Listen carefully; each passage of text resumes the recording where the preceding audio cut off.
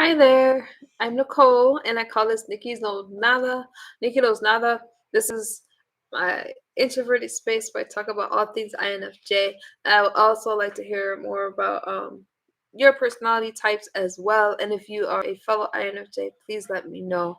I wanted to talk about 10 things that I need as an INFJ to be happy. I've struggled a little. An INFJ, which is an introverted personality type.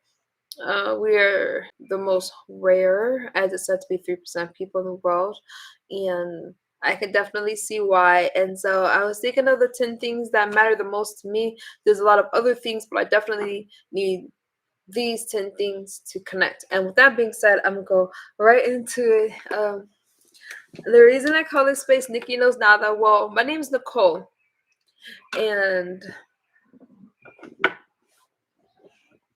my name is Nicole, and when I say knows nada, because if you're INFJ, you go a lot by your intuition, and that is a good way to tell if you're INFJ or not. And that intuition is so spot on, right? It's strong. It's said to be like 95%, but I'm gonna say even more so because my intuition definitely guides me, and it's so strong, and I'm so comfortable with that feeling. And so a lot of times I'll say Nikki knows nada, but I know a little something about this. It's just that a lot of things I can't explain. It's a feeling that I have. I took notes of 10 things that I need to be happy. Number one, I need a heads up before socializing. So a lot of times I'll be given a time to be somewhere, an event. I feel great. It's already hard. Once that day comes, it's hard for me to leave. It's hard for me to get out of the door, but I'm definitely not one that you want to just bring something on if you have a plan. I think it's important for INFJs to be given a heads up because we need that, okay? And we are great friends, but I really wanted to talk about these 10 things because it will help make our lives a lot easier. Number two, we need a plan. And that's because the reason why we need a plan is because INFJs are future oriented. We definitely need to have a plan. I cannot imagine not having a plan because I always want to know if I'm on track. I have goals, I have desires. I like to be a part of something bigger than myself, and that's really definitely an INFJ thing. And I can see from my chat that Badhi, my shipmate, agrees. Uh, that's right, Badhi, you're an INFJ, yeah. So yeah, please, you guys come in the chat if you are, and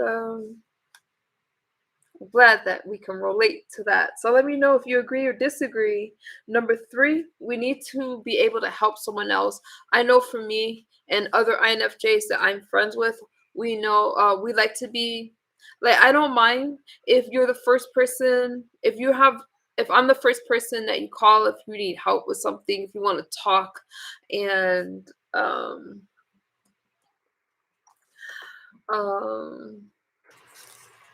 I don't mind that at all because I need to feel wanted. It's like this innate thing inside of me. There's nothing I could do about it. I need to be able to help, and I think that I can even fall into a little bit of a funk space in my head if I don't feel needed. A lot of times people are just drawn to me and they ask me for help a lot. INFJs attract narcissists. We don't need to help those kind of people, all right? But we definitely need to uh we are helpful, so we don't mind helping you. And I think that's why we're one of the most rare personality types. I hear a lot of people say that they're an INFJ, but they're all about themselves. And I know, and other INFJs know that something not quite right. And that's where that intuition kicks in. We know when somebody's gaslighting us. We know when somebody is doing like word salad, stuff like that. But other INFJs can recognize INFJs, and we definitely are helpful people. I love what Bai he says. Um, That's our life. Our life purpose is to be of service to others. That's right, Bahi. Yeah. Another thing that I and other INFJs need to be happy is that we need to have boundaries. That helps keep us safe. And if you're an INFJ listening, you gotta establish healthy boundaries, because a lot of times we attract narcissistic people, and that's because we are caregivers. We're very giving. And for me, I've gotta have boundaries. My boundaries are set, and I can tolerate a lot of things, but there's a lot of things that I cannot tolerate. And a lot of times, I think it's hard for people when they're dealing with me, and that's because I'm so nice, I'm so generous, but a lot of times it's taken for granted, and I've got to pull away, and that can be hard for people because they're used to that warm side of me. There is a downside to being an INFJ. I've talked about it before, and there's an INFJ dark side. I can definitely tell you that just as nice and compassionate and giving as I am, I can, when I walk away, it can feel very cold and distant because there's no middle ground. I care. You don't have to do anything for me to care about you. I care about you, and I'll talk later about why. It's like we have a lot of empathy. INFJs have empathy, right?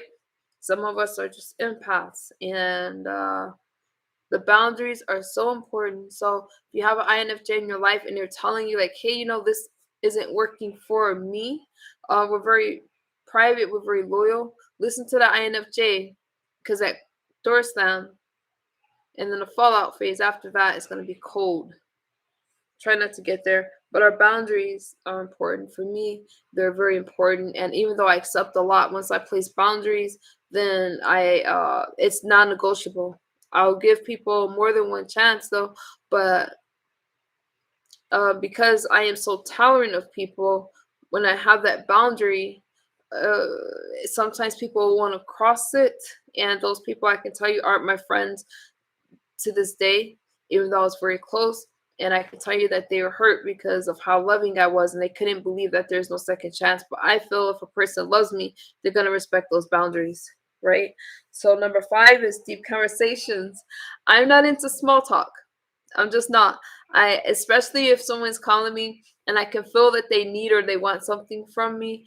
I just kind of like to get to that. I need deep conversations, meaningful conversations. Other than that, I would rather just have that time to myself. I'd rather just be in my own space, inside my head, doing things that I feel are more meaningful. So if you're calling me and you're saying things like, how's the weather? Well, I live in California, so I can understand somebody saying, how's the weather? But we're not really into small talk. We like deep conversations. And if you need something from 9FJ, it's kind of better to get to the point and not use a lot of extra, don't beat around the bush. You kind of want to get into it, right, Bahi? Bahi, Bahi, who's my shipmate, who, thank you for your service. We've been in we've both been in the service. So I love seeing Bahi here, who says, I don't do small talk either. I know Bahi, and I feel so cool. I tell people when they're calling me, my kids already know, because I'm looking at them, they're looking at me, and I'm just like, yes, because I want them to get into my habit of just saying what they want, and let's not play this game of being around the bush. Like, how are you doing? You look great today. Yeah, no, come on, let's get to the point. And then we can relax and talk about other things. I need deep conversations. It's just that I really like to know who a person is. I love names. I love to know who you are. And with this online thing, it could be a little tricky because you meet so many people that's not genuine. But that's not an INFJ. INFJ is very comfortable in our skin. We're very comfortable with who we are. All my quirks, all the things that make me a little bit different, don't bother me. It doesn't bother other INFJs either. Number 6 is a creative outlet. So for me, I'm a ballroom dancer. I'm a professional dancer. I also do Argentine tango, and I do other styles of dances, and I need that. I need that. If I'm not, if I didn't have that, I couldn't even imagine how I would make that. And how we make it. And other INFJs, I know we need a creative outlet. We need something else. We think a lot. We're thinkers. I already told you guys we're goal oriented. We need a plan and definitely a creative outlet. It could be journaling, it could be whatever. I'm grateful I have dance, and for me, it's a way to express myself. I love art, music, and anything that helps me to. Mm, it kind of just helps my mind. Number 7, meaningful connections. So I talked about conversations, but we also need meaningful connections. We are an introverted personality type. A lot of times people think that we are extroverted because we're extroverted if it comes to a situation. We're extroverted if it comes to a job. But the way that you could tell an introvert from extrovert, because we all have a little of both, is how we re-energize. And so an introvert, if we were to always be in a social situation or setting, we would become drained. We need that downtime.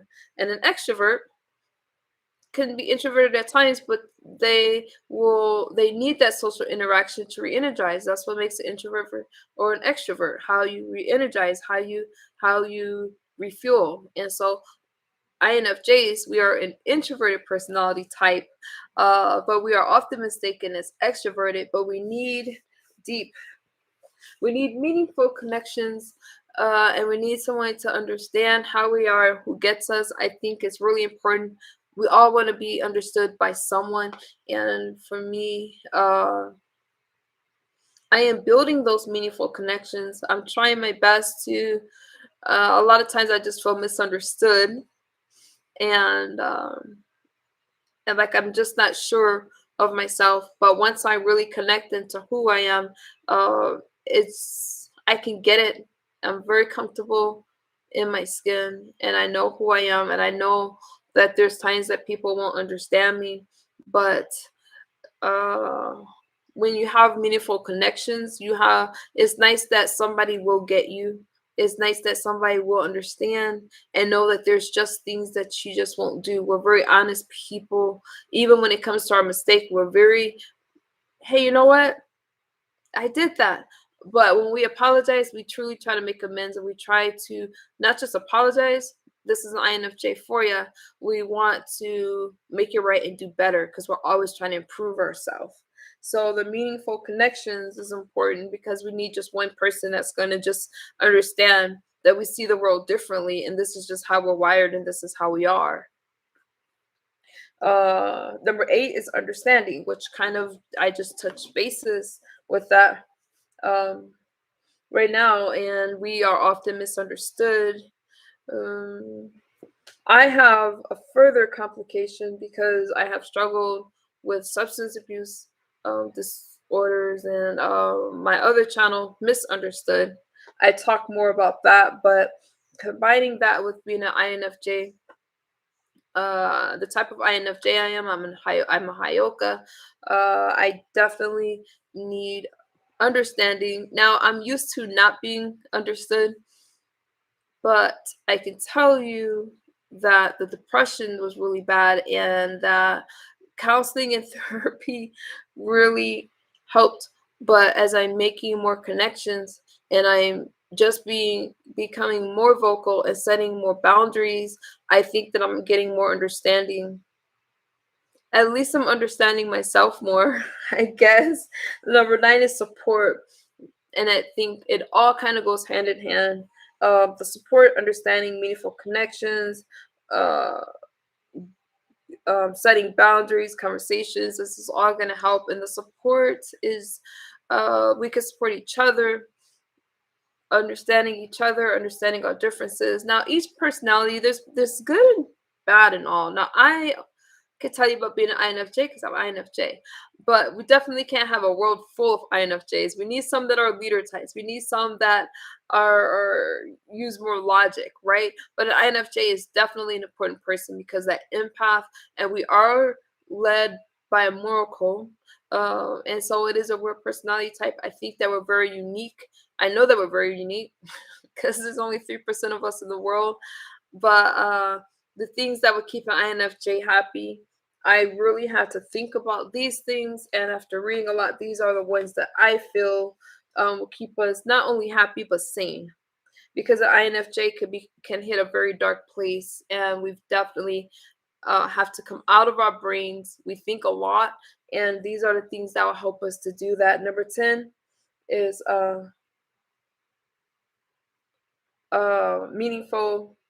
Oh, I just said that, meaningful connection. So number 9, support. So yeah, so we need support, and then um yeah. So those are the things. I think I gave you guys 10, right? 1, 2, 3, 4, 5, 6, 7, 8, 9, 10. Meaningful connections was number 10.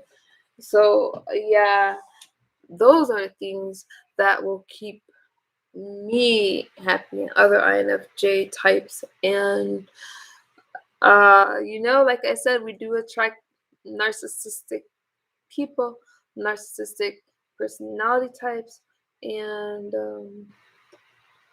yeah, that is we need the boundaries, and that's why if we have connections with other people, they will help us to recognize when there's somebody who's like toxic. We're gonna draw narcissistic people, and when a narcissistic person gets with an INFJ, if that INFJ does not see it and stays in that relationship because we think that we can help that person, we're always trying to help, it's gonna be a disaster. And I found myself in very disastrous and toxic relationships. And then in my case, I have unfortunately, I did get into addiction type stuff, and I really, really had to figure out, okay, I had to recenter, refocus myself, and make sure that my goals were in place and that I'm building strong connections now. He says, people forget how deeply we really think and how deeply connected we are to all things and people. True, Bahi. You're right. We also attract fake INFJs who are narcissists. They are very tricky people. Great point, Bahi.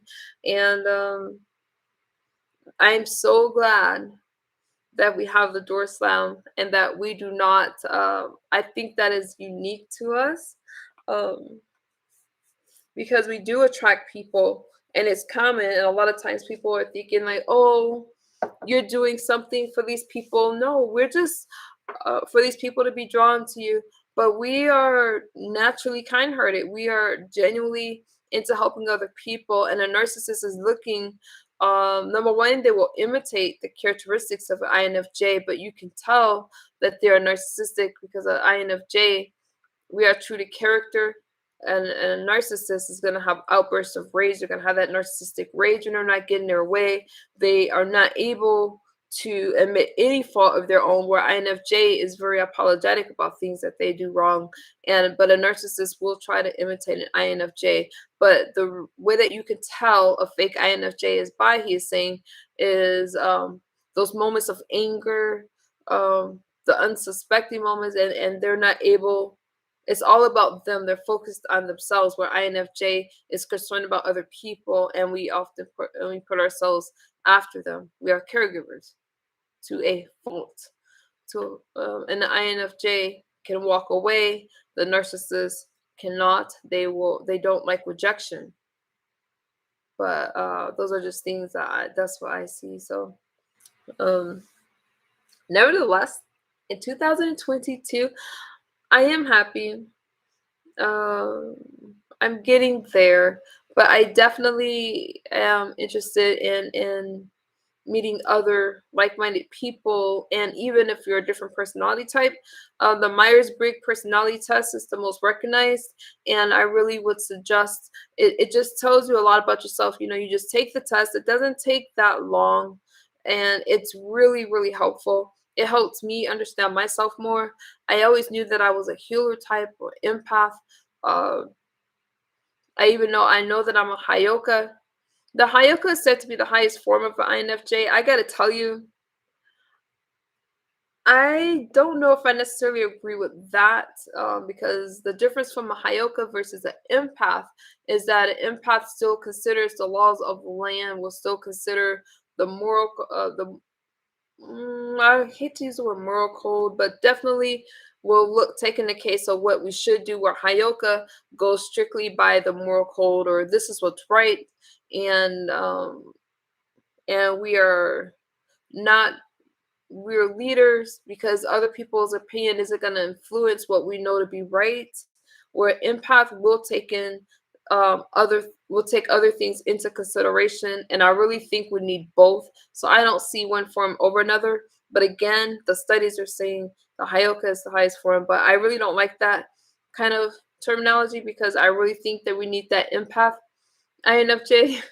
We all have empath, but the type of INFJs is different types of INFJs. I've talked about that before, and I'm a Hyoka, so I'm definitely a healer. People are drawn to me, and I'm happy because I need to feel needed. But shout out to all INFJs. We rock, right? We're different, we're unique, and we're special individuals. And I am glad that we are put here. And I really think we're here to defeat the narcissist because we don't care about other people's opinion on us. We're very comfortable in our own skin. So, with that being said, thank you guys for hanging out with me for a little bit. I'm definitely excited to bring you guys new stuff. And as I grow this community, just know that I look forward to meeting you. And thank you, Bahi, for communicating with me and hanging out with me. Shout out to you guys in the clouds, and I'll see you guys very soon. Thank you.